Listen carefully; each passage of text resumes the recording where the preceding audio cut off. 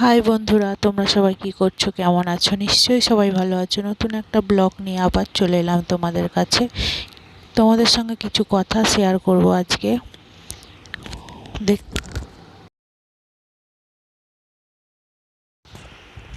আজকে বাড়িতে প্রার্থনা দেব অনুকূল ঠাকুরের, কারণ আমার জীবনে এনার খুব অবদান আছে এই ঠাকুরের। তাই তার কিছু কথা তোমাদেরকে বলবো। তাই আজকে বিশেষ একটা কারণ হয়েছে, তার জন্য ঠাকুরকে বাড়িতে প্রার্থনা দিচ্ছি। ঠাকুরের খুব মহিমা, না হলে এত বড় জিনিসটা হয় না।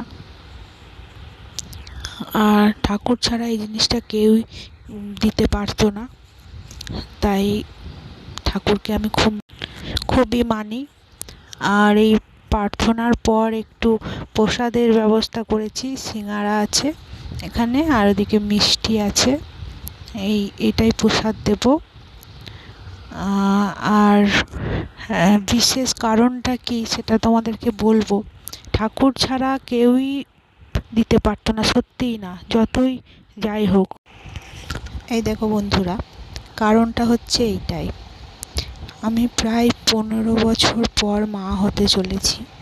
আমি এটা ভাবতেই পারিনি যে কোনোদিন এটা আমার জীবনে হতে পারে বলে। কারণ যে কোনো মানুষই একটা 15 বছর পর ভাবতেই পারে না যে তার কোলে কোনো সন্তান আসবে বলে। তো ডাক্তারের তো অবদান আছেই, তার সঙ্গে সবথেকে বড় অবদান হচ্ছে ঠাকুরের। শ্রী শ্রী ঠাকুর অনুকূল চন্দ্র ছাড়া এটা কেউই করতে পারতো না। আর ওনাকে মেনেছিলাম আর ডেকেছিলাম মন দিয়ে, তাই হয়তো উনি এটা আমাকে ডেকেছিলাম ঠিকই। তবে ওনার জন্য কি আমরা করতে পারি? তাও যে ওনার অশেষ করুণা, ওনার জন্য কিছুই করতে পারি না। তাও যেটুকুনি তুমি করবে ঠাকুরের জন্য, তোমার সেটুকুনি তোলা থাকবে। আমি কি করেছি আমি নিজেই জানি না, তবে ঠাকুর যে এতটা আমাকে করুণা করেছে, এর জন্য আমি অনেক অনেক অনেক তার কাছে কৃতজ্ঞ থাকবো। আর সারা জীবন মাথায় নিয়ে চলবো তার জন্য।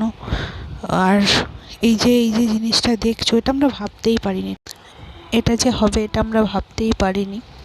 আর আমরা দুজনে এটা দেখে দুজনার চোখে এত জল এসে গেছে যে তখন আমরা নিজেদের মধ্যে নেই।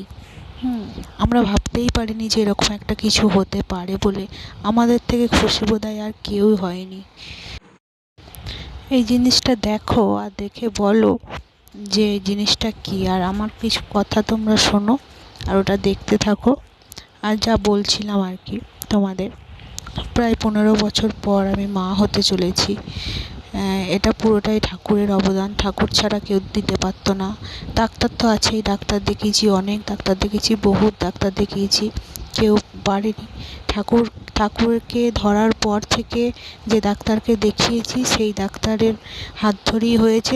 ডাক্তার তো ছিলই, তার সঙ্গে ঠাকুর ছাড়া যতই ডাক্তার দেখাও, ডাক্তারের উপরে ভগবান ছাড়া কেউ দিতে পারতো না। তাই জানি না কতটা কি করতে পেরেছি ঠাকুরের জন্য, তবে ঠাকুর আমাদের জন্য অনেক কিছু করেছে। ঠাকুরের জন্য যদি তুমি একটুখানি করো না, সে তোমার জন্য অনেক করে দেবে। আর এটা হচ্ছে পোস্তর বীজ, তোমরা বুঝতেই পারছো নিশ্চয়ই। এই ফলটার ভিতরে না পোস্ত রয়েছে, ভর্তি পোস্ত, একদম সাদা সাদা, দেখতেই পাচ্ছ। আর আমার বর এটা ছাড়াচ্ছে, আমি ভিডিও করছি, তাই তোমাদের দেখালাম, একটু দেখো। আর আমরা জীবনে সব থেকে খুশি বোধহয় এখন হয়েছি।